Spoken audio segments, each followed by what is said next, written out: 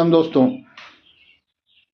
आज इस चर्चा में आपको बताना चाहेंगे थोड़ा सा पर्सनल फाइनेंस के बारे में कि आप कैसे एक सुनियोजित योजना के तहत आप एक अमीर आदमी बन सकते हैं और आप पैसा कमा सकते हैं।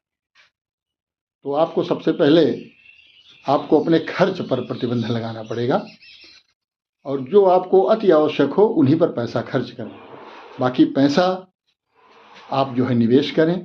निवेश के लिए सब जानते हैं एफडी में रिटर्न जो है बहुत कम मिल पाता है, जो हमारा इन्फ्लेशन है उसको बीट नहीं कर पाता।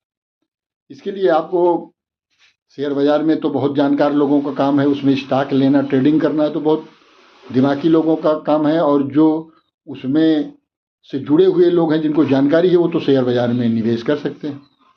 लेकिन उसमें एक ऐसा इंस्ट्रूमेंट है जिसको कहते हैं म्यूचुअल फंड।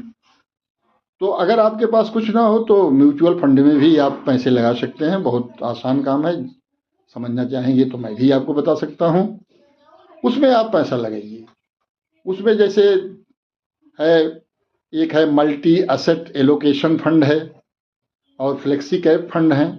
ये फंड बाजार कैसे भी दशा में चलता है तो आपको कुछ ना कुछ रिटर्न बना के दे देते हैं। वैसे मैं कोई शेयर बाजार का सलाहकार नहीं हूँ, लेकिन जो मैंने देखा है तो इन दो फंडों में आप अपना पैसा लगा के कुछ दिन तक आप छोड़ देंगे तो आपको पैसा इसमें बन जाएगा मित्रों। और दूसरा घटना ये है कि जो भारत और न्यूजीलैंड के बीच में T20 मैच सीरीज चल रही थी, नागपुर में कल खेला गया, उसमें भारत 48 रनों से हार गया है और अभिषेक शर्मा को मैन ऑफ द मैच घोषित किया गया। अब भारत में ट्रंप के नए बयान से भारत की शेयर बाजार पर भी आज बहुत पॉजिटिव असर दिख रहा है, क्योंकि उन्होंने जो कहा है उसके आधार पर भारतीय शेयर बाजार में जो टैरिफ के कारण बड़ा प्रभावित है तो वो भी जल्दी तय होने की उम्मीद है।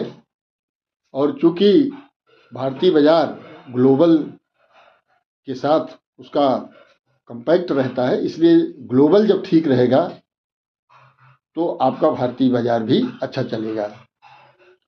उन्होंने भारतीय प्रधानमंत्री की स्ट्रांगनेस की तारीफ की कि he is the tough negotiator, और वहीं यह भी कहा